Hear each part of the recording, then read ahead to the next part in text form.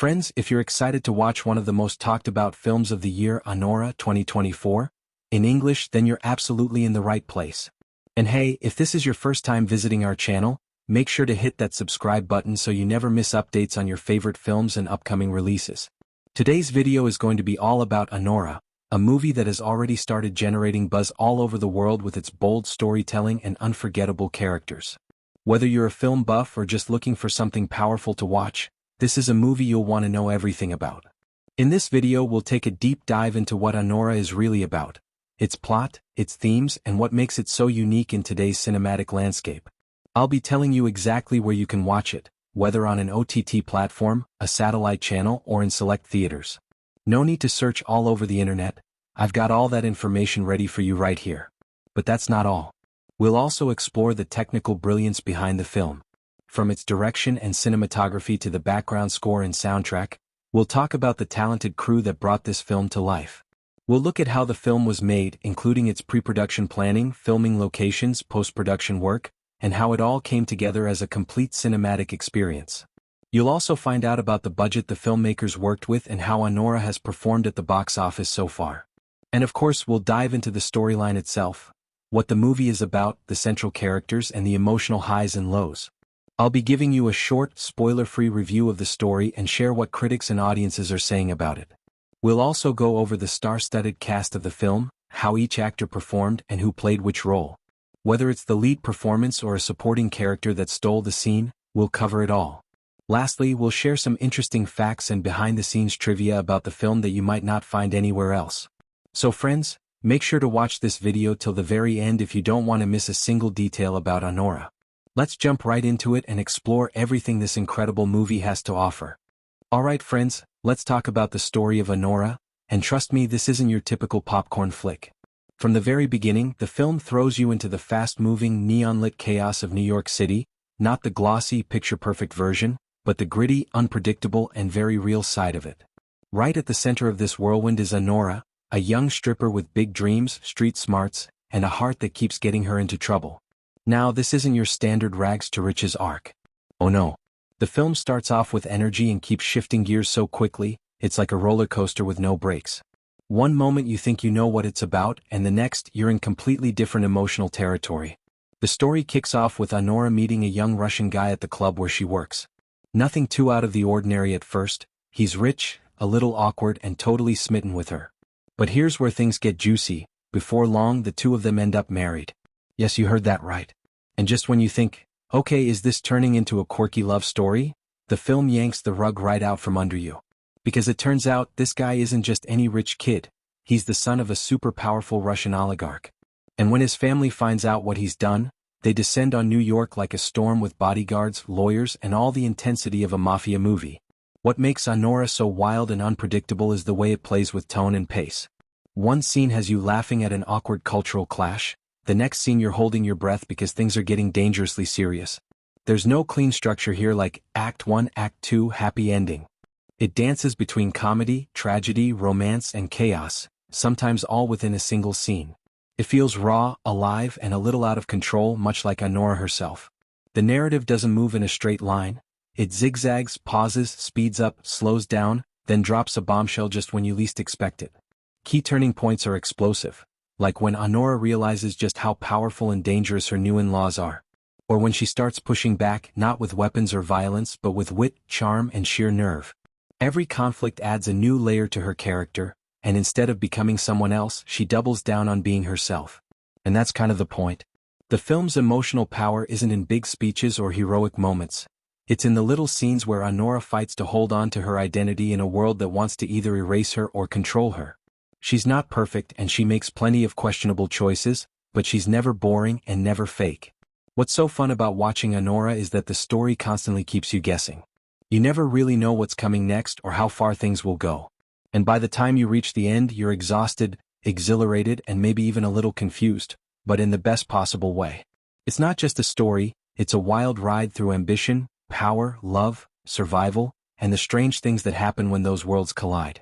Let's talk characters, because in Anora, the people on screen are not just figures moving the plot along, they're the plot. They're messy, unpredictable, and full of contradictions, and that's exactly what makes them so captivating. Starting, of course, with Anora herself.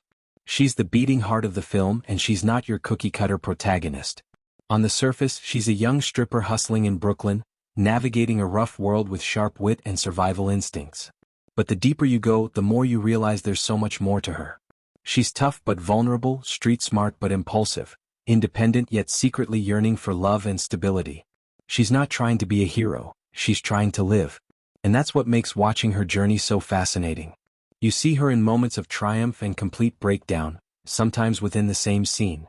And while she doesn't always make the right choices, every decision she makes comes from a place of raw human truth. She's growing not in some straight line of character development, but in stumbles, fights, and moments of pure instinct. Then there's the Russian heir, Anora's sudden, accidental husband. He enters the story like a deer in headlights, rich, naive, and in way over his head. At first he seems like a prop in Anora's story, a plot twist in human form. But as the story unfolds, you start to see him shift. He's not just a clueless rich boy, he's someone trying badly to take control of his own life for the first time. His motivations are messy too. Part rebellion, part romance, part desperation to be seen.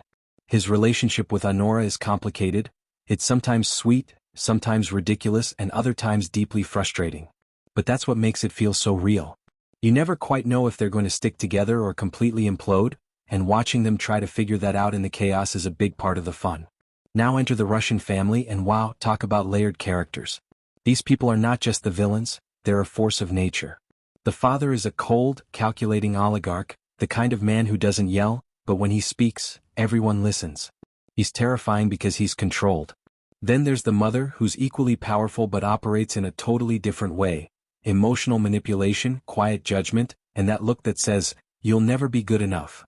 Each family member has their own power play, their own perspective on the mess their son has created, and their own way of trying to erase Anora from the picture. Watching them clash with her is like watching two worlds go to war. Old money versus no money, cold power versus hot survival, tradition versus chaos. But here's the magic: none of these characters are static. Even the side characters feel alive, like they've got stories of their own just bubbling beneath the surface. The bodyguards, the friends, the club owner, everyone adds flavor. And the relationships aren't black and white either. There are moments when Anora and the Russian mother connect unexpectedly, or when the heir stands up to his father in ways that feel like huge personal victories. These characters evolve not because the plot tells them to, but because the situations they're thrown into force them to show who they really are. By the time things really spiral, you realize that the entire story is being shaped by the choices these characters are making in real time. There's no destiny, no clear moral compass. Just people with all their flaws and dreams and fears, trying to take control of their lives in a world that doesn't make it easy. And that's what makes Anora so gripping. You're not just watching a story, you're watching people transform, break down, push back, and fight for themselves. And whether you love them, hate them, or just don't know what to make of them, you won't be able to stop watching. Let's get into the performances, because this is where Anora really flexes its muscles. These actors didn't just show up and recite lines. They fully became their characters, and the result is a film that feels lived in, electric, and totally unpredictable. Starting with the absolute firecracker at the center of it all, Anora herself, played with mind-blowing energy and nuance by Mikey Madison. You might think you know her from other roles, but forget all that. What she does here is on a completely different level. She's magnetic, raw, and completely unfiltered. One moment she's cracking jokes with razor-sharp timing, and the next she's breaking your heart with a look. It's not just acting, it's like she's living and breathing this character right in front of you. She brings a physicality and emotional honesty to every scene that makes you forget you're watching a performance. She's not trying to be likable, she's trying to be real, and that choice makes her unforgettable. Then there's the young Russian heir, played by Mark Eidelstein, who gives one of the most quietly powerful performances of the year. His character could have easily turned into a cartoonish rich boy stereotype, but instead Eidelstein gives him depth and vulnerability that completely catch you off guard. He's awkward, yes, but also oddly charming. He's fragile without being weak. And when the chaos starts to build and the pressure from his family turns up, you can actually see him shifting, trying to stand taller, trying to figure out who he is outside of his last name and his money. There's a specific kind of tension in his scenes with Anora. They're messy and intimate and uncomfortable in the most fascinating way. Their chemistry is offbeat and electric, like you're watching two people from completely different planets trying to build something together without speaking the same emotional language. And then, oh boy, let's talk about the Russian family. These are not background characters. Every one of them could carry their own spin-off. The father, played with terrifying precision by a stone-faced actor who barely raises his voice but still commands every inch of the screen, is absolutely chilling.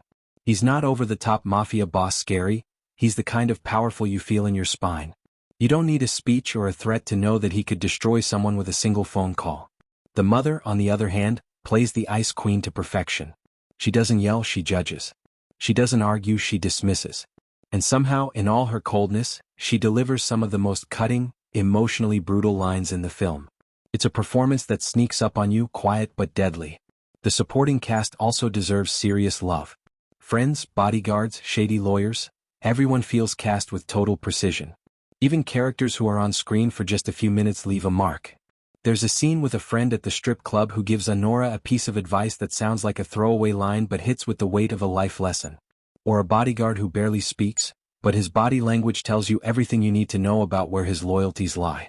These performances might not be flashy, but they add layers of texture and realism that make the whole world of the film feel complete. The actors here don't just act in the story, they shape it. They bring the chaos, the tenderness, the tension, the comedy, the heartbreak. They sell every twist and turn of the plot not with big dramatic monologues, but with the kind of subtle, instinctive choices that make everything feel immediate and true. Whether it's a trembling hand, a sidelong glance, or a burst of emotion that comes out of nowhere, these performances keep you locked in from beginning to end. It's like watching a high-wire act where every actor is balancing between control and collapse, and it's absolutely thrilling to watch. Let's talk direction, because what Sean Baker pulls off with Anora is nothing short of wild, raw cinematic wizardry. He doesn't just direct this movie, he injects it with pulse, sweat, and New York grit so thick you can practically feel it under your fingernails. From the very first frame, you know you're in Baker territory. His camera isn't here to impress with glossy perfection, it's here to observe, to chase, to react. The tone he sets is unpredictable, and that's exactly the point. One moment it's hilarious, then suddenly it's heartbreaking, then intense, then weirdly sweet. But somehow it all feels seamless. Like real life, just a little more heightened. A little more charged.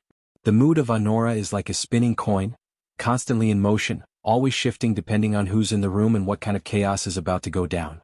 Baker isn't afraid to let things get messy. He doesn't clean up the emotions or give you polished character arcs. He lets scenes breathe, stumble, explode. His characters talk over each other, pause awkwardly, mess up their own plans. And it's all so deliberately crafted to feel like you're watching real people navigate a world where they never fully have control. You're not guided gently from one moment to the next, you're tossed into scenes and left to find your bearings, which makes every surprise hit harder. And let's talk about his stylistic choices, because this is where it gets fun. Baker blends gritty realism with almost fairy tale-like absurdity. It's shot like a street documentary but written like a wild love story gone off the rails. The handheld camera work keeps things immediate and intimate. You're not just watching Anora, you're right there beside her, running through the city, ducking into backrooms, sitting in cabs, pacing around apartments while the tension rises. And when things get emotional, he doesn't zoom in with slow motion or a swelling soundtrack. He just lets it happen. The camera holds. The silence lingers. It's unflinching and it hits harder because of it. His use of locations is also masterful. He turns everyday places, strip clubs, dingy apartments, fast food joints, cheap hotels, into stages for high drama. There's no glamorous lighting or sleek cinematography here, but somehow every shot feels alive. And when the Russian family enters the story, Baker subtly shifts the aesthetic without making it obvious. Suddenly, there's more control in the framing, more tension in the space between people. You start to feel the power imbalance visually, not just through the dialogue. That's the kind of directorial detail that makes a scene speak before anyone even opens their mouth. The pacing is a ride of its own. It doesn't follow the usual Hollywood beats. It zigs and zags, speeds up when emotions boil, slows down when things get awkward or dangerous. You never know when the next confrontation is coming, or when a moment of softness might sneak in and catch you off guard. And that unpredictability is exactly what keeps the tension simmering. Baker isn't directing for comfort, he's directing for impact. He wants you to feel off balance, like anything can happen at any time. And when it does, it feels earned. But above all, what stands out is Baker's clear vision. He knows these characters inside and out. He knows what kind of world they live in, what they want, what they're afraid of. And he doesn't shape the film to make them look heroic or tragic. He shapes it to reveal them. To hold a mirror up to a wild slice of life most people wouldn't dare dive into. He respects their complexity, their flaws, their contradictions. That's why Anora doesn't feel like a movie you watch. It feels like a world you fall into, thanks to a director who knows exactly how to let chaos and beauty coexist on screen. Let's dive into the cinematography of Anora because oh wow, it's not just a way to shoot the story, it is the story. Right from the jump, you can tell this isn't your clean, polished, Instagram-filtered movie. It's raw, it's immediate, and it feels like the camera is alive, like it's chasing the characters through the streets of Brooklyn, trying to keep up with the chaos. Director of photography Drew Daniels brings a gritty, immersive energy that makes you feel like you're not watching a movie, you're inside it, walking next to Anora in her platform heels as she hurries down a sidewalk lit by the neon glow of 3 a.m. signage. The lighting choices are so spot on, they practically become characters. Harsh fluorescence in the strip club scenes make the glamour feel tired and worn out, while soft daylight through a cracked window in a cheap apartment gives just enough beauty to remind you that Anora still has hope somewhere under all the noise. Camera angles? Forget the usual overhead drone shots and symmetrical Wes Anderson stuff. This movie keeps it close, personal, and at street level. The camera often hovers right behind Anora, tracking her like a shadow. It's handheld but not sloppy, there's an urgency to the movement, a feeling that you're running with her rather than watching from a distance. When things get tense, the camera tightens in, sometimes almost uncomfortably close. It doesn't cut away from awkward pauses or intense stares. It holds the moment, dares you to sit with it, feel the sweat, the tension, the uncertainty. And then, without warning, it'll pull back and give you a wide shot that reminds you just how small these characters are in the middle of this giant, uncaring city. Framing plays a huge role too. When Anora is alone or overwhelmed, she's often boxed into corners of the frame, pressed against mirrors, stuck behind doors, framed through windows. It's subtle, but it tells you everything. She's trapped, she's watched, she's trying to breathe in a space that's constantly closing in on her. And then in scenes with the Russian family, the framing gets cold and deliberate. Characters are spaced out like they're playing chess. With so much distance between them it feels like even when they're in the same room, they're miles apart emotionally. You can practically feel the tension just by how much empty space is left between them in the frame. And let's talk about the color palette. There's a rough, muted realism to most scenes, grays, browns, cheap club lighting, but every now and then the cinematography catches something beautiful in the grime. A sunrise peeking through smoke. A red dress under streetlight shadows. The glow of a phone screen in a pitch-black bedroom. These flashes of color feel like emotional cues, reminders that even in a world full of struggle and noise, there are moments of connection, of intensity, of life. One especially striking visual moment? Anora walking alone through the city at night, the camera pulling slowly back as she disappears into a sea of lights and car horns and faceless people. It's quiet, and yet it says everything about how lost and alive she is all at once. Every shot in Anora feels like it's working overtime, not just to show you what's happening but to make you feel it. The cinematography creates atmosphere without ever screaming for your attention. It builds tension by just staying close when you want to look away. And it finds beauty in the most unexpected places. The camera doesn't glamorize Anora's world, but it doesn't look down on it either. It sees the grime, the risk, the hustle, and it embraces it with a kind of honest, unflinching empathy that makes the whole film hit even harder. Editing and pacing in Anora? Now this is where the film throws convention out the window and dares you to keep up. The way this movie moves, it's not a smooth ride, it's a roller coaster with a few broken safety bars and a wild-eyed conductor who's grinning the whole way. But that's the brilliance of it. The editing doesn't want to hold your hand. It wants to keep you just a little off balance, just a little breathless, and always wondering what's about to hit next. The transitions don't announce themselves, they sneak up on you. One minute you're in a chaotic club scene drowning in lights and noise, and the next you're in a quiet hotel room where every second of silence feels like it could crack open into something explosive. The cuts are fast when emotions are high, but they never feel like they're trying to distract you. They're there to catch the energy like a camera operator sprinting to keep up with a character who's spiraling out of control. And the rhythm of the film? It doesn't follow a neat 3-act structure. It pulses with the beat of Anora's life. Messy, unpredictable, always shifting gears when you least expect it. Just when you think the story is about to settle down into one genre, romance, drama, comedy, crime, it flips again. And the editing is the engine behind those flips. There's this constant tension in the pacing. Scenes stretch longer than you expect, but not because the film is dragging. It's milking those moments, making you feel the discomfort, the anticipation, the weird humor of people not quite knowing what to say or do next. Then boom, everything rushes forward again, a cab ride, a fight, a phone call that changes everything. The film doesn't speed up or slow down based on rules. It moves the way life does, erratically, emotionally, impulsively. There are also moments where the editing holds just a little too long, and you're sitting there wondering, shouldn't we be moving on? And that's exactly what the film wants. It wants you to squirm a little. To feel the awkwardness of a bad decision playing out in real time. To sit with the fallout of a fight instead of rushing to the next scene. And then just when you've settled into that discomfort, the story throws you into another high-stakes moment, and the pace picks up like a fire's been lit under it.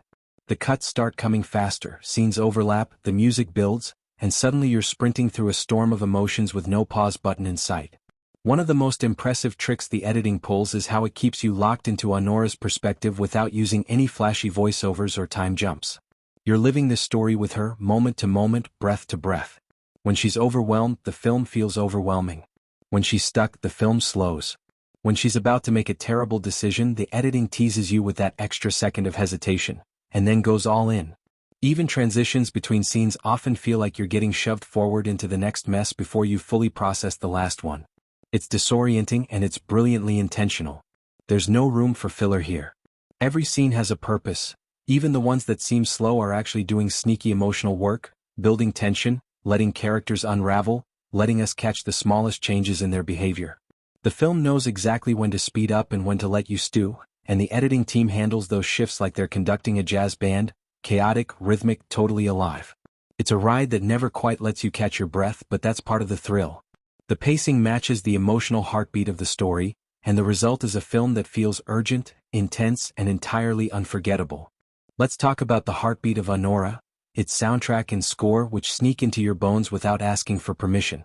This isn't one of those films where the music steps forward wearing a tuxedo and waving a conductor's baton. No, Anora's soundtrack walks in wearing scuffed sneakers and a smirk, slipping through the background, waiting for the perfect moment to hit you in the gut or make your heart race. It's all about mood, rhythm, and raw emotion. The music choices aren't about sounding expensive or epic, they're about feeling right. Tracks pulse in and out of the film like a living organism, weaving through the scenes so organically that half the time you don't even notice how much the music is controlling the temperature of the moment until it's already taken over. There's a gritty, urban flavor to the soundtrack, hip-hop beats, club bangers, stripped-down indie songs, all of them echoing the clash between Anora's world and the luxury she's suddenly orbiting. The music isn't there to romanticize her life or turn her struggles into a montage.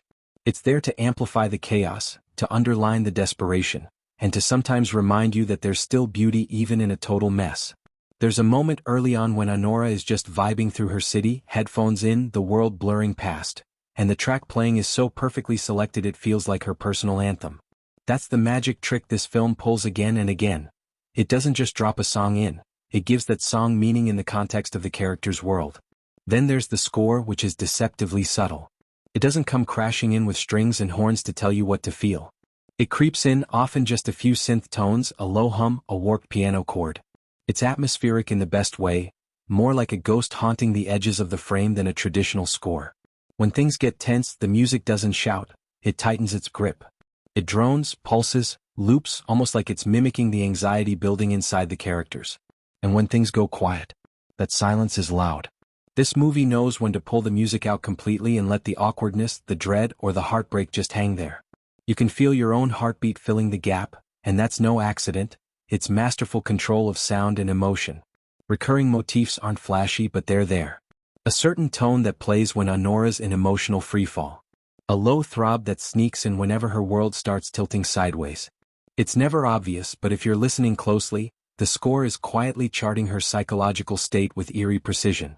And then, every now and then, a musical moment hits that just locks in with the image so perfectly it gives you goosebumps. One of the most powerful scenes in the film is underscored not by swelling orchestration, but by this raw, stripped-down track that plays like a confession. It's so simple, yet it carries the weight of everything Anora's been through, and everything she's still trying to hold on to. The soundtrack never feels like it's trying to be cool for the sake of being cool. It is cool, but it's also functional. It deepens character, sets tone, and builds tension without ever overpowering the scene. The balance is razor sharp. It knows when to stay in the background and when to slam its hand on the table. And in a film that's constantly shifting between comedy, tragedy, romance, and chaos, the music acts like glue. It holds all those moods together, smoothing the transitions, sometimes even making them hit harder. Whether it's silence that leaves you squirming or a needle drop that makes you sit up straight, The sound design of Anora doesn't just support the story, it pushes it further, deeper, louder, until you can't help but feel it. Now let's talk themes, because Anora isn't just here to entertain you with wild plot twists and electric performances. It's packing some seriously sharp commentary under that gritty surface. On the surface, it's a story about a sex worker who suddenly finds herself tangled in a whirlwind romance with the son of a Russian oligarch, but dig a little deeper and you'll see that this movie is all about power. Who has it, who doesn't, and what happens when someone who's never had any suddenly gets a tiny taste of it. It explores economic disparity not like a lecture, but like a slap in the face. Anora's world of hustling, surviving, dancing for tips and dodging cops couldn't be more different from the cold, calculated luxury of the billionaire family she's thrown into, and the clash is so sharp it practically leaves a bruise. But this isn't some rags-to-riches fantasy. Anora takes that whole Cinderella with a stripper pole setup and flips it on its head. It asks, what happens when the fantasy collides with real life? When love or lust or whatever you want to call it isn't enough to bridge the canyon of class, culture, and expectation. The film takes a hard look at how wealth manipulates people, how it distorts relationships, creates illusions of safety, and flattens individuality into something transactional. Anora doesn't get rescued, she gets examined as if by entering this rich family's world, she's no longer a person but a problem to be solved. The theme of agency runs deep. Everyone thinks they know what's best for her. Everyone thinks they can buy her, move her, change her. But Anora fights to stay visible, to stay human in a system that would rather reduce her to either a threat or a trophy. Another big theme? Identity. Not in a neatly packaged self-discovery arc, but in the way Anora constantly shifts how she presents herself depending on who's watching. She's street-smart, performative, always adapting. Around her clients, she's one version. Around her boyfriend, another. Around his family, she's practically a ghost. But what's fascinating is that none of these versions feel fake. They're all her, just different survival modes. The film explores how women, especially women in marginalized positions, are often forced to become shapeshifters just to stay afloat. It asks, who do you get to be when no one's watching? And more painfully, what do you lose when everyone is? There's also a strong thread of cultural disconnect running through the film. The Russian family doesn't just bring money into the equation, they bring a whole different set of values, fears, traditions, and pressures. Watching these worlds collide is awkward, funny, tense, and deeply revealing. The film doesn't mock either side, but it does expose how little people understand each other when they're blinded by assumptions, privilege, or fear. And let's not ignore the love story at the center, or whatever version of love this is. It's messy, impulsive, romantic in a way that feels both thrilling and dangerous. The film doesn't ask whether Anora and her boyfriend love each other. It asks whether love means anything when it's built on escape rather than understanding. But maybe the most striking message of all is about survival. Not just physical survival but emotional survival. Anora's not some symbol or moral lesson. She's a person trying to carve out a space for herself in a world that constantly tells her she doesn't belong. And that fight, to be seen, heard, and treated like she matters, is what gives the film its soul. The themes aren't spoon-fed. They're baked into every line, every awkward silence, every time Anora's forced to swallow her pride or crack a joke to defuse a situation. And by the end, those themes stick with you, not like homework but like a bruise you didn't notice until someone pressed on it. Let's dive even deeper into the visual effects and CGI in Anora, because this part of the film is a fascinating blend of subtlety, precision, and atmosphere. If you thought visual effects were just for the spectacle or to blow your mind with epic showdowns, then Anora is here to remind you that sometimes the most impactful use of CGI is the quiet kind, the effects that slip into the background, making the world feel more textured, more alive, but never stealing focus from the characters or the story. The film is steeped in a world that feels gritty, raw, and almost tangible. Anora's life, her world of hustling, surviving, and weaving through New York's chaotic streets, might seem like a story that doesn't need digital magic. But that's exactly where Anora gets it right. The effects are used so seamlessly to enhance the reality of this world, rather than distract from it. The city itself becomes a character, alive with flickering neon lights, damp pavements reflecting street lamps, the cold shimmer of glass buildings.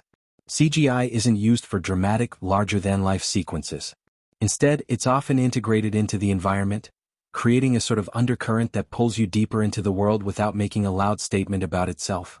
For example, you might catch subtle reflections in the windows, an extra flash of color in the background, or an added layer of rain hitting the pavement in just the right way. These aren't in-your-face effects. They're ambient, almost like an afterthought, but they make everything feel like it's happening in a fully realized, lived-in world. You're not just watching a movie, you're immersed in it, and the digital elements help make that immersion more powerful. Then, there's the way CGI is used to play with reality, especially when the film dives into moments that reflect Anora's emotional and mental state. It's not about fantastical visual effects or over-the-top destruction. Instead, the effects become a mirror to her internal turmoil. When she's deep in confusion, the world around her starts to shift in a subtle way. You might see a scene where the colors seem slightly off or where the perspective is gently distorted. A street might bend around her, the lights might flicker and overlap as if the world is becoming too much to handle. These aren't chaotic or overwhelming moments, they're small enough to blend in with the natural flow of the film, but they hit with a psychological punch. It's the kind of effect that makes you feel disoriented as Anora must be feeling at that moment. The world, much like her mind, is bending, warping, and distorting, but it never takes you out of the film's grounded reality. It's a delicate balance between visual creativity and narrative cohesion, and the filmmakers nail it. Now, let's talk practical effects, because this film doesn't just rely on CGI to tell its story. There's a refreshing authenticity to the physical aspects of Anora.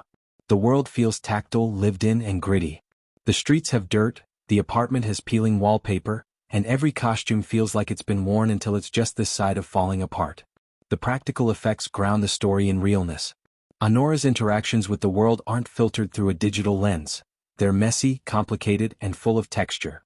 The way the camera catches the smudge on her shoe or the way her jacket creaks when she shifts, it's all part of the film's careful construction of its gritty, authentic world. What's brilliant here is how the practical and digital effects work in tandem. The practical elements keep the world feeling real and raw, while the CGI weaves in to make certain moments feel heightened, but never overblown. When Anora's walking down the street, looking out over the city, the world feels grounded in reality.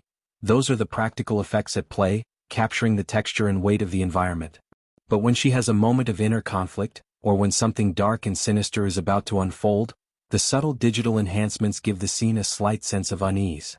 The contrast between the grounded, practical elements and the more dreamlike, surreal CGI moments creates this incredible push and pull that mirrors the tension of the film itself.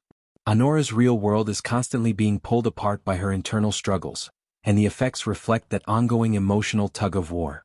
Another clever use of visual effects comes in the way they serve the thematic elements of the film. Power, control, and identity are all visualized subtly through the effects. The moments when Anora's trapped between different worlds, her old life and the wealthy, controlled environment of the Russian family, are enhanced by CGI that distorts her perception of her surroundings. The clean, crisp lines of wealth and privilege in the Russian family's world feel exaggerated by the digital effects, almost too perfect, like something Anora could never truly be a part of. This visual effect subtly reminds us that she doesn't belong here, that the world she's entered is a facade, a world she's being forced into rather than one she's chosen. The use of practical and digital effects also plays a role in enhancing the emotional beats of the film.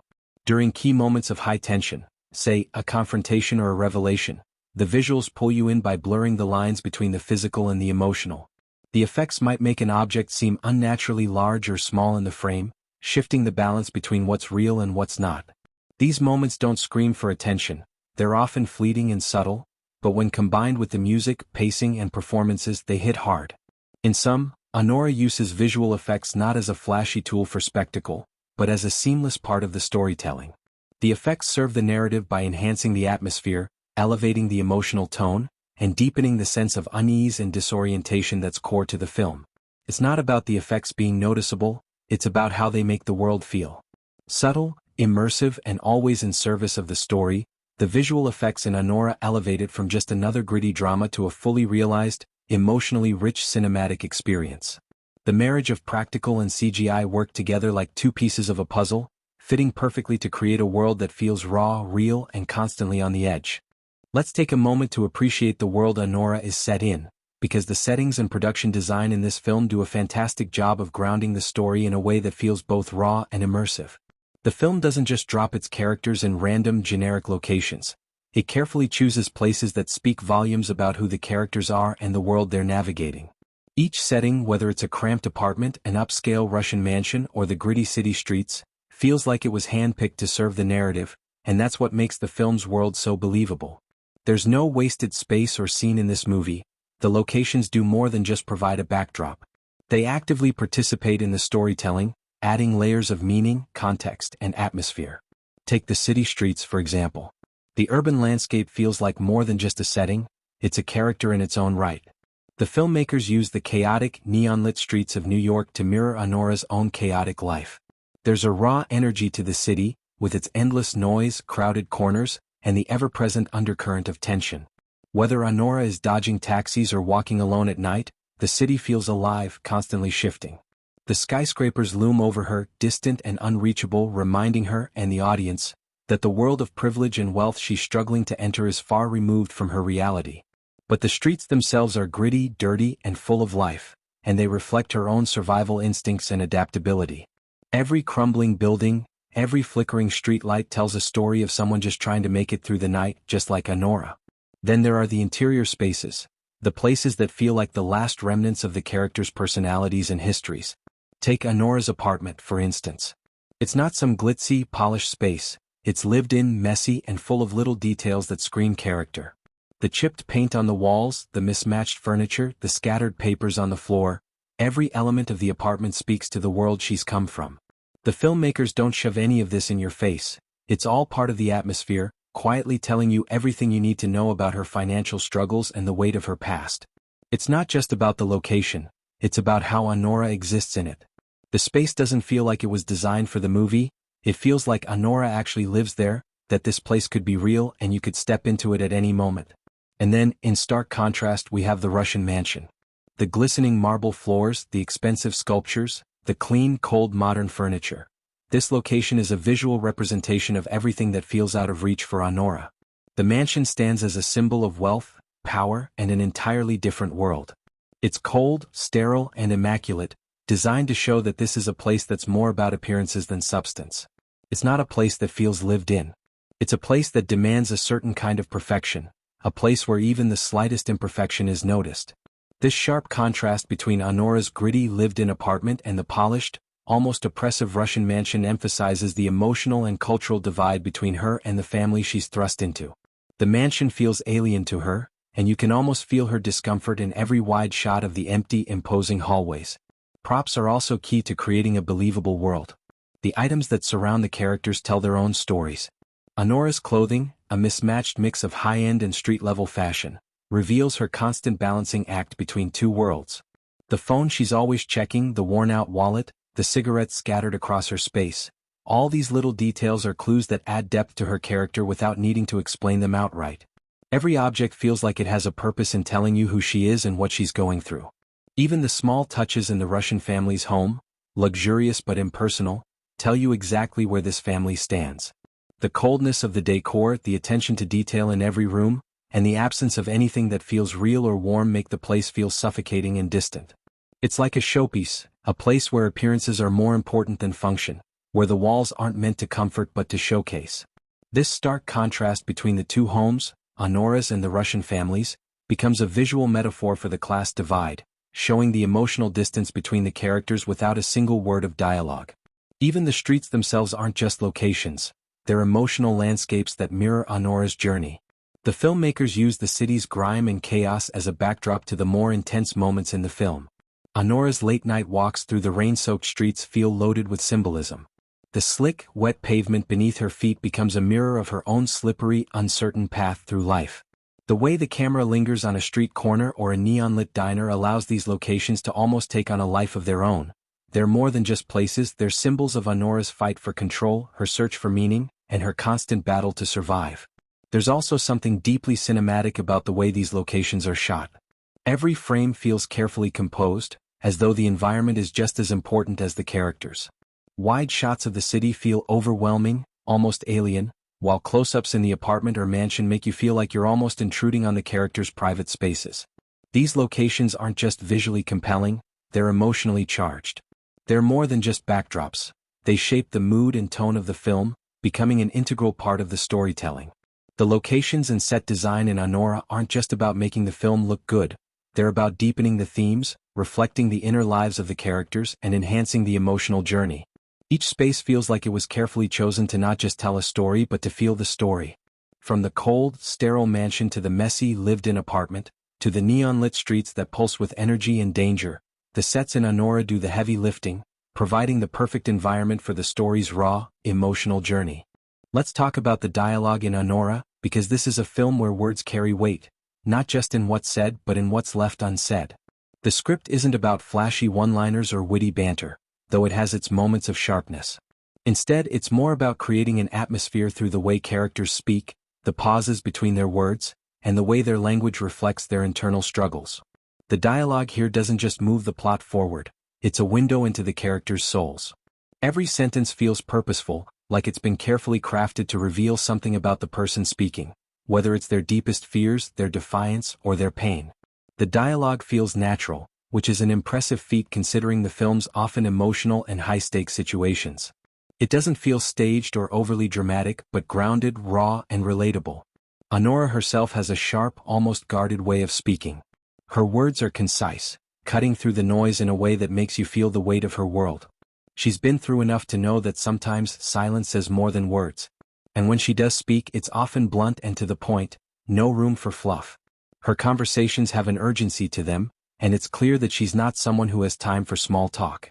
Every line she delivers feels like it's coming from a place of survival, from someone who's learned to keep things tight and direct, because that's how she's learned to keep herself alive.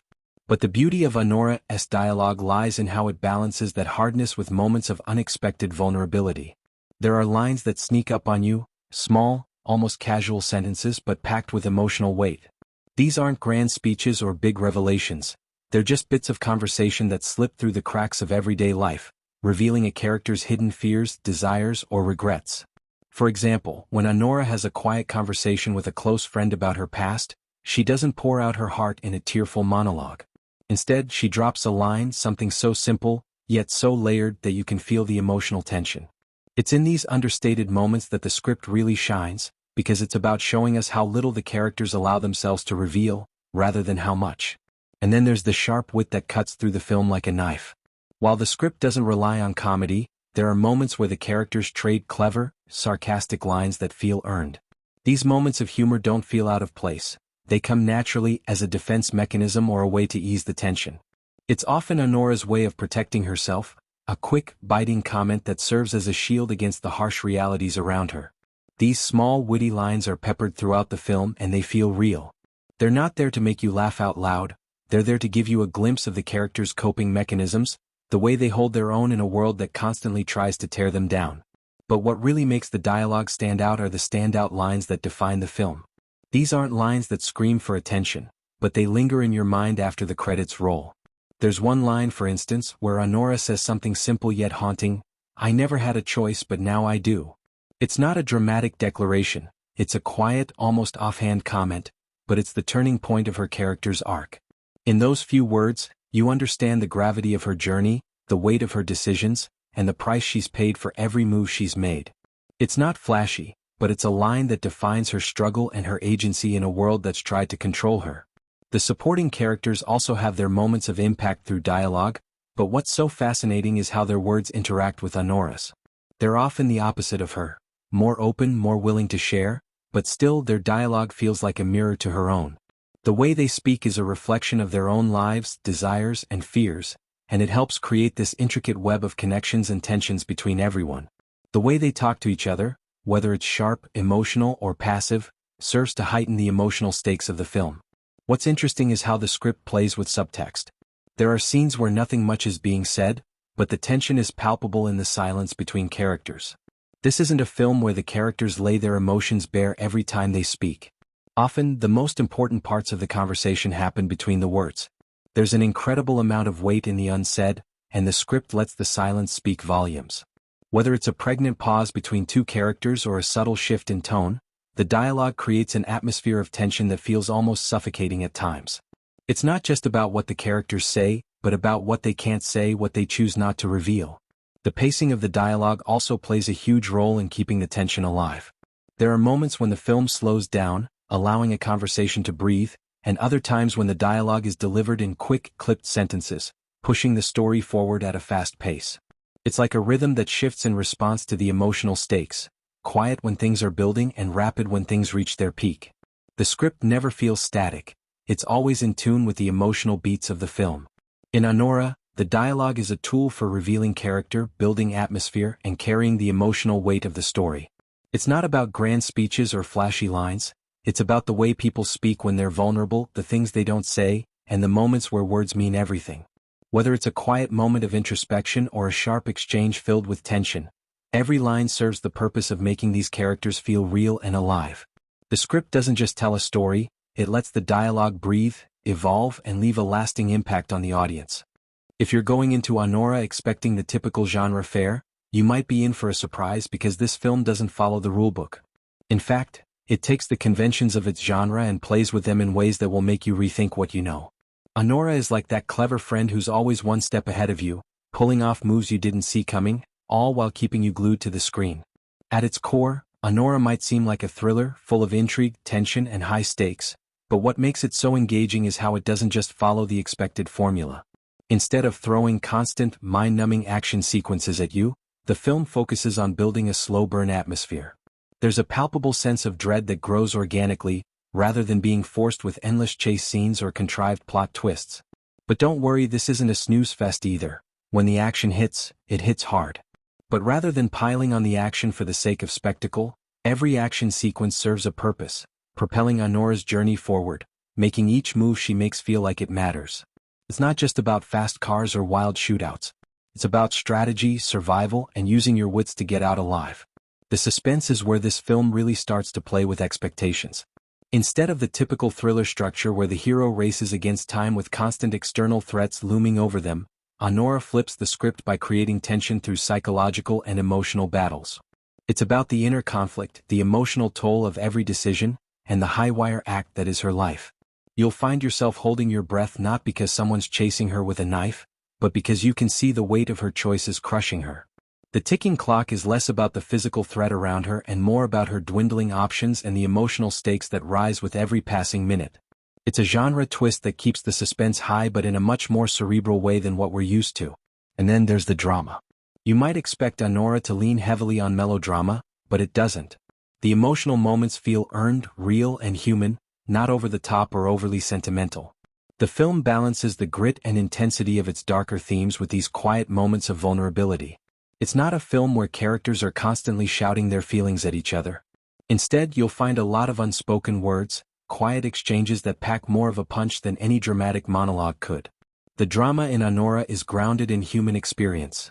The messiness of relationships, the tension of unspoken truths, the weight of guilt, and the desperate hope for redemption. These emotional beats don't feel forced or manipulated for maximum tear-jerking effect. They feel real, and that's what keeps you invested in the characters' journeys.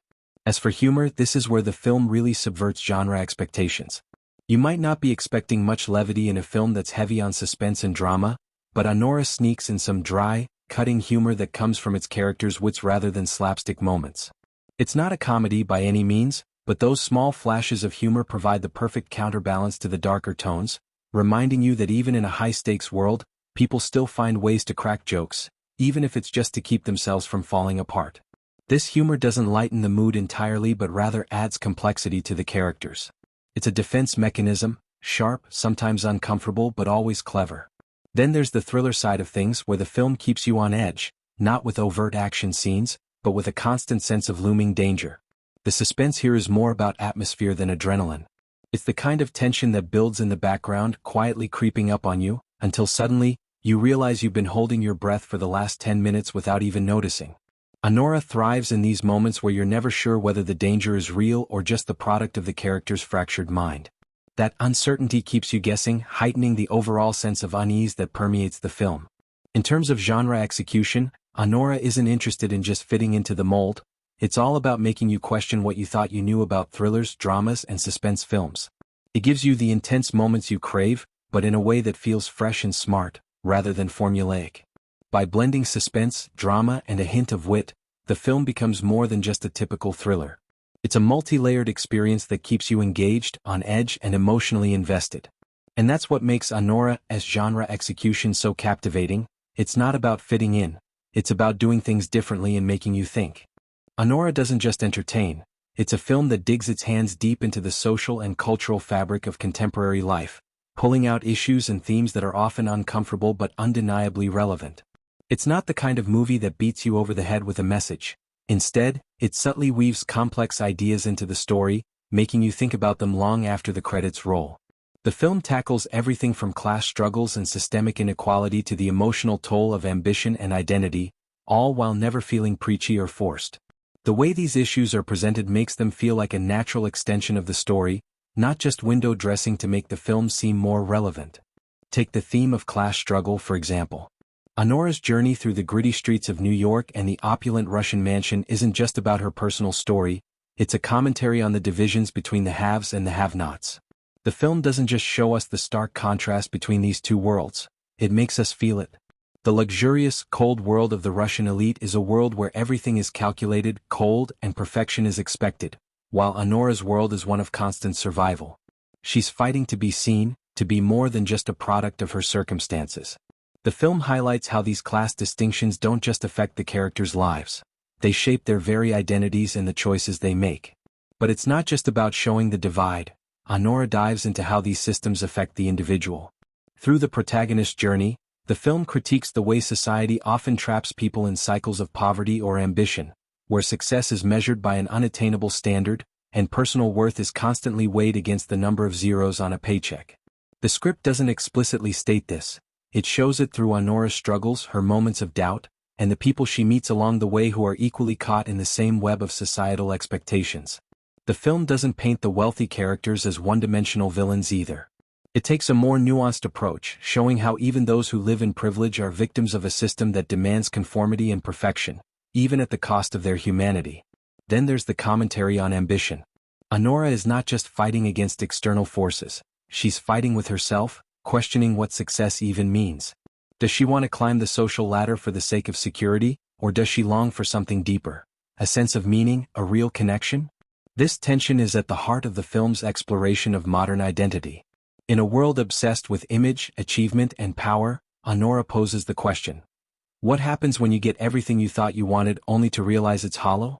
The film's exploration of identity is a poignant reflection of today's culture, where so many people are chasing after goals that society has defined for them, only to discover that those goals may not lead to happiness, but rather to isolation and self-doubt. The cultural commentary doesn't stop at class and ambition, though. The film also touches on the politics of survival in a world that often ignores the underdog.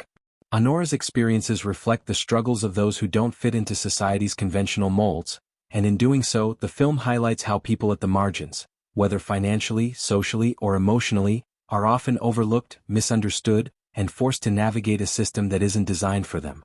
It's a nod to the challenges faced by many in today's world, where the fight for basic dignity often feels like an uphill battle. But Anora never gives us easy answers. It doesn't try to resolve the systemic issues it highlights or offer a simple solution to the problems it presents. Instead, it shows us the complex, often painful reality of living in a world that values success, appearance, and wealth above all else. The way it handles these themes is so grounded in the characters' journeys that it never feels like the film is pushing a political agenda. It just feels like the story of real people trying to make sense of their place in an unforgiving world. And the film doesn't shy away from sensitive topics either. It doesn't sugarcoat the emotional toll of ambition, the psychological weight of social expectations, or the trauma of feeling constantly inadequate. It's a tough watch in parts, especially when dealing with issues like isolation, self-worth, and the psychological scars left by an unequal system. But these aren't issues that can be neatly tied up in a bow.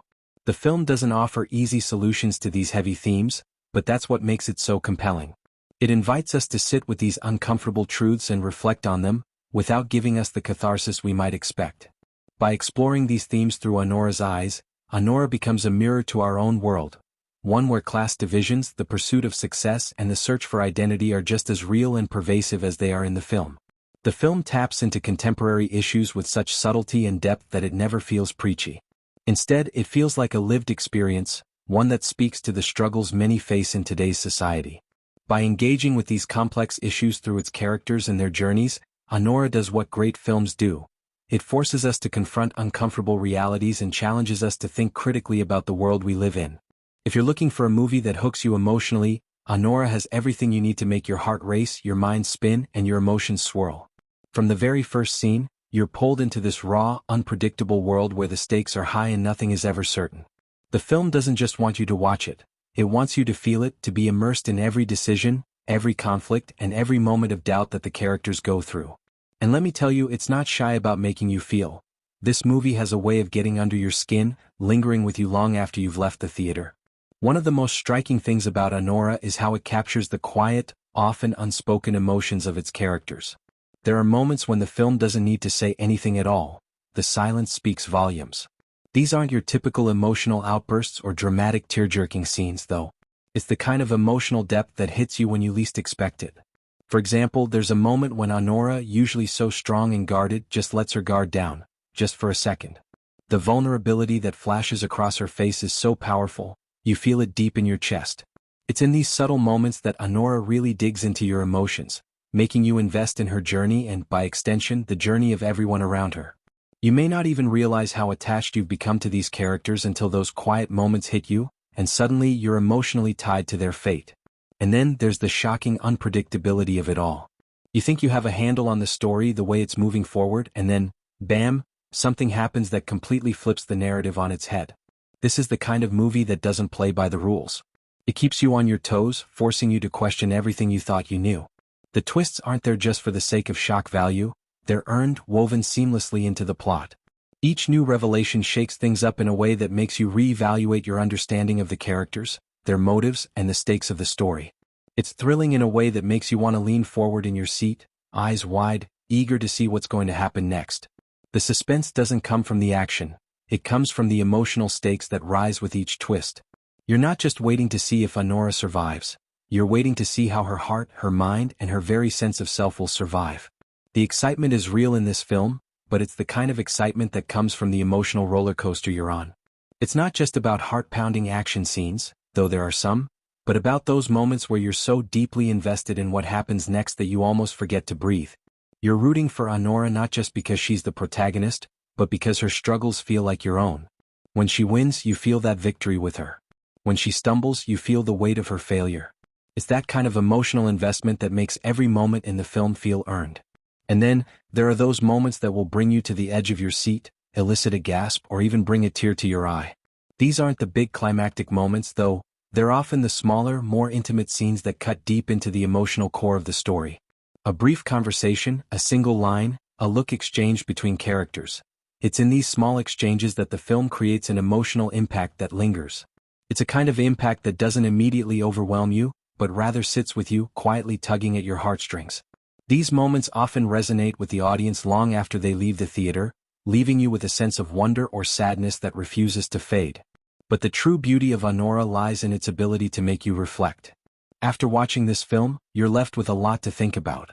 It's the kind of movie that sparks discussion, about the characters, their decisions, and the themes it tackles. What would you have done in Anora's shoes? How far would you go to get what you want? Could you have made the same choices? These are the kinds of questions that will stick with you and spark conversations long after the movie ends. It invites deeper analysis, challenging you to think about what it means to fight for something, to survive, and to seek redemption. And let's not forget the repeat viewings. Anora is one of those films where, after the first viewing, you'll want to go back and catch all the little things you missed. The subtle character interactions, the foreshadowing, the way the narrative structure plays with your expectations, it all becomes so much clearer when you know where the story is headed. Each time you watch, you'll uncover something new, something that enhances your understanding of the characters or deepens the emotional resonance of the story. This isn't a film that gives you everything on the first watch. It's layered, intricate, and designed to be revisited. What makes Anora such an emotionally engaging film is that it doesn't just want to entertain you, it wants to make you feel, make you think, and make you connect. It's the kind of film that sticks with you, long after you've left the theater, sparking conversation, stirring reflection, and inviting you to explore its emotional depth over and over again. Whether it's the gasp-worthy moments, the heart-wrenching scenes, or the quiet introspection, Anora grabs hold of you and doesn't let go. When you stack Anora up against other films in its genre, it's clear that this movie isn't content to play it safe. It's not just another thriller or drama that relies on the same old tropes to keep the audience engaged. Instead, it carves out its own identity, offering something fresh and unexpected that stands tall among its peers. The film blends elements from its genre with a deep emotional core, and that's where it truly separates itself. Take, for example, other thrillers or psychological dramas that have come out in recent years. Films like Gone Girl or Prisoners. These movies rely on tight, twist-laden plots that keep you guessing until the very end. Anora shares some of those same elements, but it takes a different approach. It doesn't simply rely on jaw-dropping twists for shock value. Instead, the twists in Anora feel like natural progressions of its characters' emotional arcs. It's not just about what happens next, but why does this matter? The film allows you to live with the characters, and when things turn upside down, you feel it more deeply because of the emotional stakes that have been established. It's a slow burn, not a quick flash of fireworks. This is a thriller that focuses just as much on the characters' internal struggles as it does on the external threats they face. But where Anora really shines is in how it layers psychological complexity with action and suspense. There's a cerebral quality to the way the story unfolds, something that's not always common in thrillers.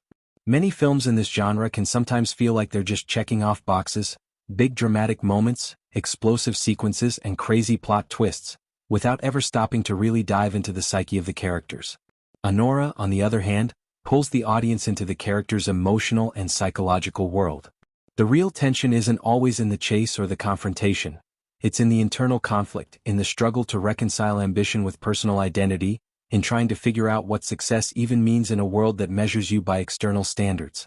It's this unique blending of cerebral storytelling with action that sets Anora apart from similar films. In terms of the director's previous work, Anora feels like a natural progression, but with a surprising twist. If you've seen the director's earlier films, you'll recognize the signature tension, the layered characters, and the intricate narratives, but this one feels more emotionally raw and stripped down. While some of the director's past work has been known for its dark, brooding atmosphere, Anora takes that to the next level, grounding the story in personal stakes that feel more immediate and real. There's a level of intimacy in this film that isn't as pronounced in some of the director's other works. While Anora certainly shares thematic elements with previous films, it brings a new emotional depth that elevates it, making it feel more connected to its characters and their journeys. What really sets Anora apart, though, is its unique take on the idea of survival. Most films in this genre focus on the external forces that push the protagonist into dangerous situations, whether it's a villain, a looming deadline, or a catastrophic event. Anora, however, flips this narrative. The survival here isn't just physical, it's emotional, psychological, and existential. The protagonist isn't just fighting to stay alive, she's fighting to keep her sense of self intact in a world that constantly demands more from her. This thematic shift offers something new for audiences who may be used to the typical external conflict-driven thriller. It brings a refreshing focus on the inner battle, on what happens when the biggest enemy isn't the threat lurking in the shadows, but the character's own fears and insecurities. In the broader landscape of films within its genre, Anora doesn't lean heavily on clichés. It doesn't rely on the usual high-octane action sequences or superficial character development. Instead, it uses the genre to explore something deeper, an exploration of self, ambition, and the complex, often painful journey toward personal growth. This emotional complexity is what gives Anora a unique place within its genre. It's a thriller that isn't afraid to ask the tough questions, and it doesn't need flashy gimmicks to keep the audience engaged. Compared to other films within its franchise, Anora takes the familiar foundation of its world and builds something far more intricate and thoughtful. It doesn't just follow the blueprint, it pushes the boundaries of what the audience might expect from a typical film of this type. With its strong character focus, layered storytelling, and emotional depth, Anora offers something that feels fresh even for fans who may be familiar with similar themes. It's a movie that takes the best aspects of its genre but elevates them, offering a nuanced exploration of identity, ambition, and the cost of survival. If you're used to fast-paced, twist-heavy thrillers, Anora is a refreshing change of pace, one that will stick with you far longer than the typical genre fare. When it comes to Anora, it's not just about what you see on the surface. The film is packed with symbolism and metaphors that add deeper layers to its storytelling. From the opening frame to the final scene, it's clear that every detail in the film has been carefully crafted to speak to something greater. If you're paying attention, you'll start to notice recurring motifs that tie into the larger themes of the movie, making you realize that every moment has meaning beyond the obvious. Take, for instance, the way the film uses light and shadow throughout its many pivotal scenes. The lighting isn't just about creating a mood or setting a tone, it's a visual representation of the character's inner struggles. In the more tense, emotionally charged scenes, there's often a stark contrast between light and dark. The characters find themselves caught in this limbo between hope and despair, and the lighting mirrors that duality.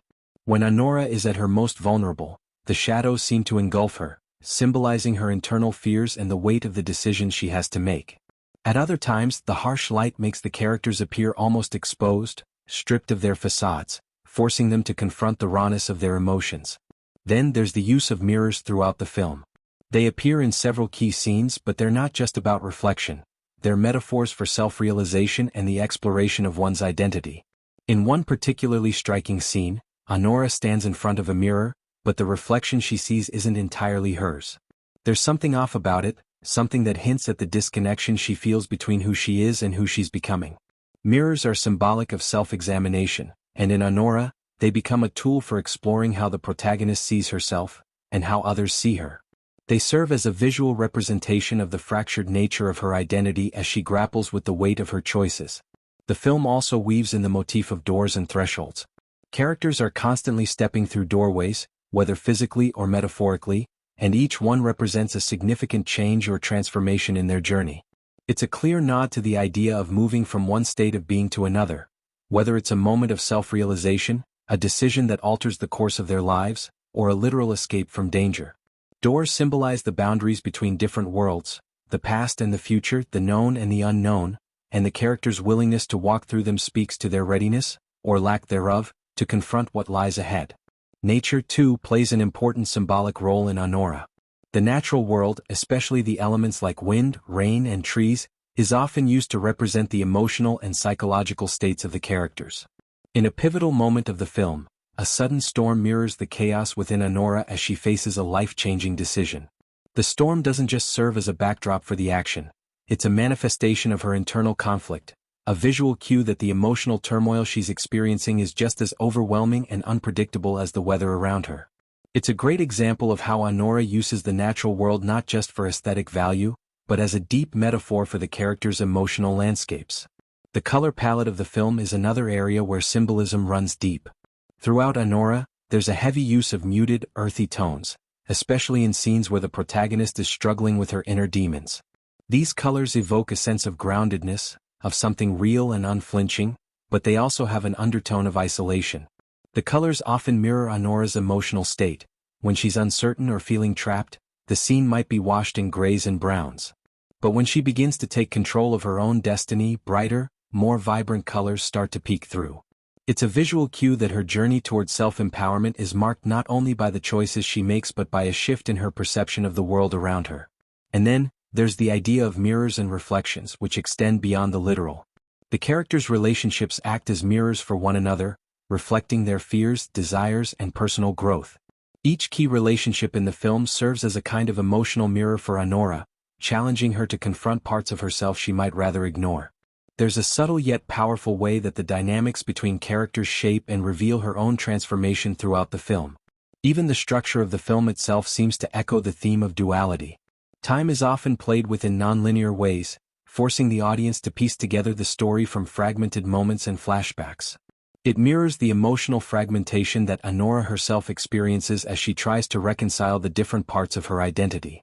In this sense, the structure of the film becomes a metaphor for the puzzle-like nature of the protagonist's journey, how she must slowly and sometimes painfully put together the pieces of herself in order to move forward.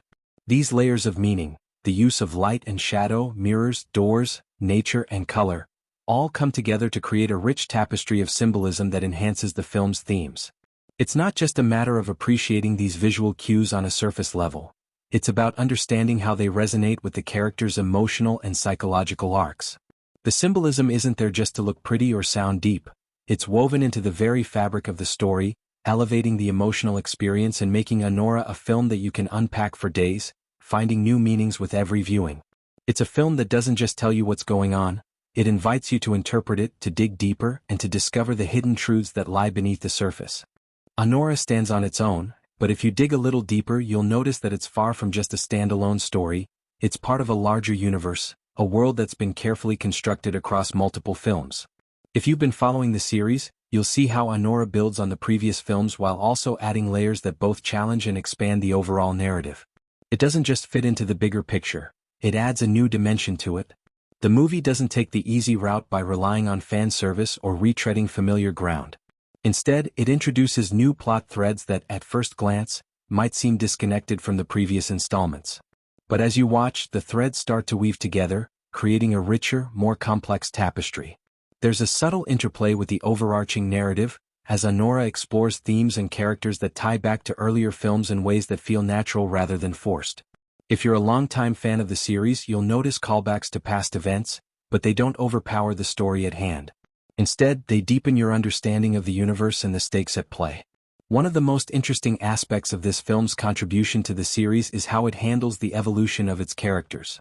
Anora focuses on a new set of characters, but there are familiar faces that pop up, carrying with them the weight of everything that's happened before. It's almost like the universe itself has evolved, and the characters are playing their parts within it, shaped by the events that came before. This allows the film to push the boundaries of the world while staying true to the themes and conflicts established in earlier installments. But if we step away from the franchise lens for a moment, Anora also has a much broader cultural relevance, especially if you consider its historical context. It's not a historical film in the traditional sense. It doesn't focus on specific real-world events or time periods, but it's heavily influenced by contemporary themes that resonate with today's social and political landscape. The film subtly draws on real-world issues of identity, power, and self-discovery. While the story might not be set in a particular historical period, it feels grounded in a way that echoes many of the struggles people face today. The film's portrayal of characters grappling with their place in a world that constantly shifts and challenges their beliefs is deeply relevant in a time when individual autonomy and societal expectations are major points of tension. Anora doesn't just ask the question, "What happens next?" It asks, "What happens when your past refuses to let you go?" That question, while never overtly stated, drives the entire narrative and acts as a subtle commentary on how history, both personal and societal, shapes our present. In this sense, while Anora might not delve into a specific historical period, it can feel like a snapshot of the times we live in, where the past and the present are in constant dialogue. But what's truly fascinating is how the film incorporates elements that feel almost historical in their weight, even though they aren't directly tied to any specific period. For instance, there are moments in the film where the characters' actions reflect a kind of cyclical pattern, like they're caught in a loop that mirrors the rise and fall of civilizations or the shifting of social norms. These subtle nods to history give the film a timeless quality, allowing it to speak to both contemporary issues and the larger, ongoing human experience. In terms of how Anora fits into the grander narrative of its franchise, it's clear that the film is more than just a continuation of the story, it's a turning point. It takes the familiar world of the previous films and flips it on its head, offering a fresh perspective on the themes that have been explored throughout the series. While previous films focused on certain character arcs or events, Anora zooms out to show the bigger picture. It doesn't just answer the questions posed in earlier installments, it raises new ones, making you reconsider everything you thought you knew about the universe. In that sense, it feels both like an expansion of the existing narrative and a reinvention of it. The historical context of the film, though not directly tied to any specific events, also serves as a reflection of the changing social and cultural dynamics at play.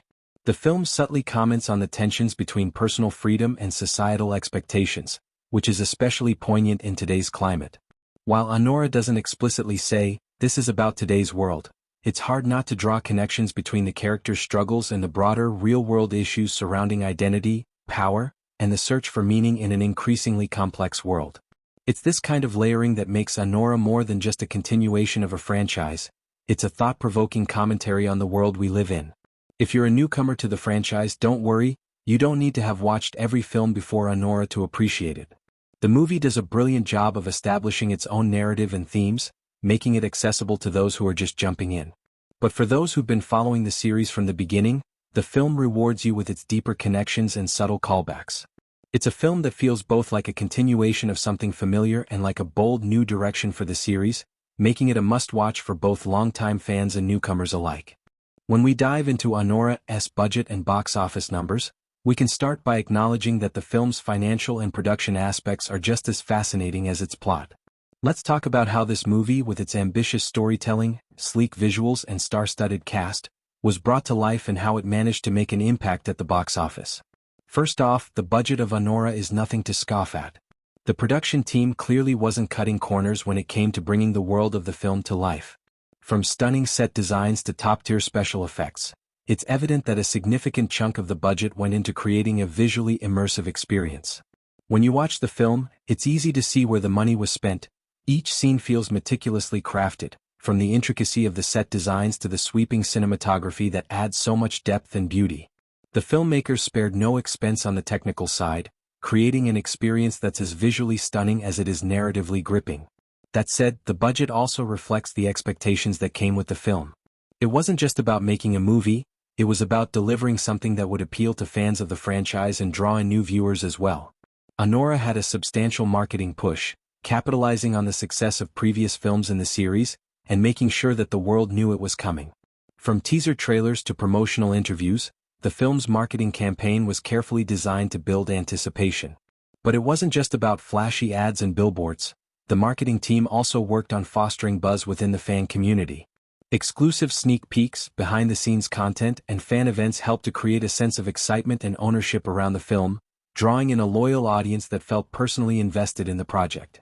Despite the high expectations, the box office performance of Anora turned out to be a mixed bag. On one hand, it did well. It wasn't a financial flop by any means.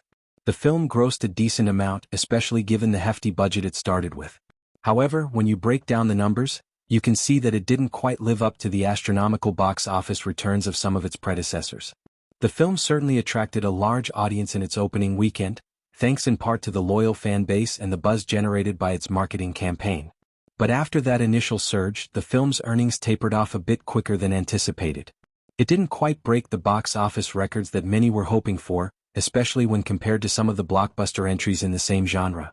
One factor that likely contributed to this was the competition. Anora was released at a time when several other big-name films were also vying for attention in theaters. With the sheer volume of high-budget movies on offer, audiences had to make choices about what to see, and sometimes that meant Anora got left in the dust. Another factor could be the film's tone and pacing. While it offered plenty of spectacle, it didn't always hit the same broad appeal as some of the more action-heavy blockbusters. This may have limited its reach to certain audience demographics, particularly those more interested in fast-paced, high-intensity films. However, where Anora really shines in terms of earnings is in its long-term value.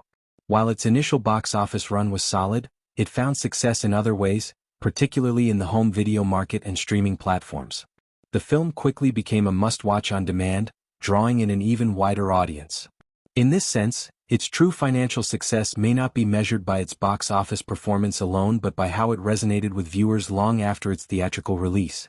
This shift is increasingly common in the modern film landscape, where box office numbers no longer tell the whole story. The film's availability on streaming platforms, coupled with a growing word-of-mouth buzz, meant that Anora found a second life beyond its theatrical run. Then there's the international box office, where the film performed much better. International audiences seem to really embrace the film, perhaps due to its universal themes and the star power of its cast. In some countries, Anora performed well enough to be considered a significant financial success, with positive reception driving more ticket sales in regions where the film hadn't been released initially. As for marketing and audience reception, both played a crucial role in the film's earnings. Early reviews were mixed, but word of mouth spread quickly, and many viewers who went in uncertain left with a newfound appreciation for what Anora had to offer. The film's slow but steady word-of-mouth success proves that, while initial impressions can be deceiving, a movie can still manage to build a strong and loyal audience long after the initial hype has died down. In the end, Anora wasn't the massive box office titan that many anticipated, but it wasn't a disappointment either. It struck a balance between appealing to existing fans and pulling in new ones. While it may not have crushed box office records, it still managed to find its place in the larger film ecosystem, leveraging its visual appeal, emotional depth, and intricate narrative to ensure that its impact extends beyond just the initial financial haul. The film serves as a reminder that success in today's film industry isn't always about the opening weekend. Sometimes it's about staying power, and Anora has that in spades.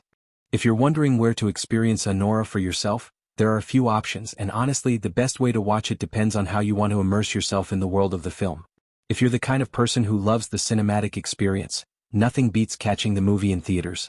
Imagine sitting in a dark room, the screen towering in front of you, and the world of Anora unfolding in all its breathtaking glory. The film's visuals were designed to be larger than life, and in a theater with the right sound system, you can truly appreciate the cinematography and sound design. The booming score, the crisp sound effects, and those sweeping shots of the world, it all adds up to a completely immersive experience that just hits differently when you're sitting in that giant theater seat.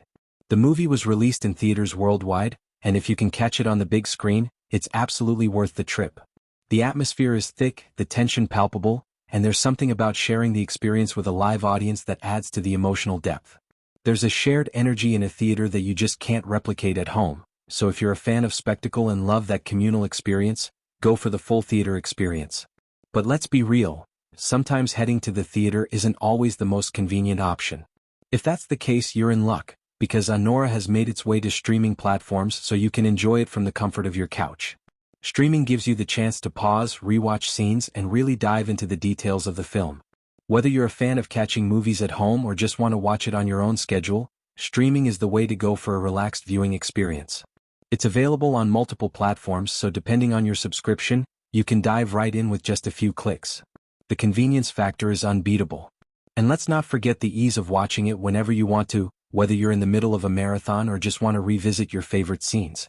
You can even switch up your viewing environment, whether it's on your laptop, TV, or even your phone, so Anora is available to you in a way that suits your lifestyle. But hold up, if you're someone who loves the flexibility of having a movie in your digital library, you can also rent or buy Anora digitally. Platforms like Amazon, iTunes, or Google Play offer the movie for rent or purchase, which means you can own it or rent it and watch it anytime you like. This is perfect if you're someone who likes to keep a digital collection of films or maybe wants to revisit the film in the future without relying on a streaming subscription. Now, about the best way to watch it for the fullest impact, let's talk about the sound and visuals. If you're planning to watch at home, make sure you've got a solid setup.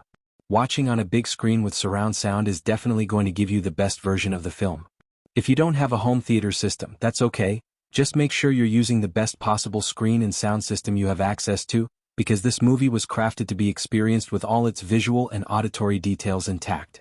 Watching on a smaller screen or without great sound might cause you to miss out on some of the subtleties that make the film so engaging. Also, if you're watching it at home, there's the bonus of being able to dive deeper into the story and characters. Anora is the kind of film that rewards repeat viewings. There's so much layered into the narrative and characters that you might pick up on more details the second or third time around. You can hit pause to chat about what's happening or dive into the subtext of certain scenes, making it a fun experience to share with friends or family. Ultimately, whether you catch Anora in theaters, stream it from home, or add it to your digital collection, there's no wrong way to experience the movie. But if you want the most immersive experience, especially if you're someone who loves a grand cinematic experience, go for the theater.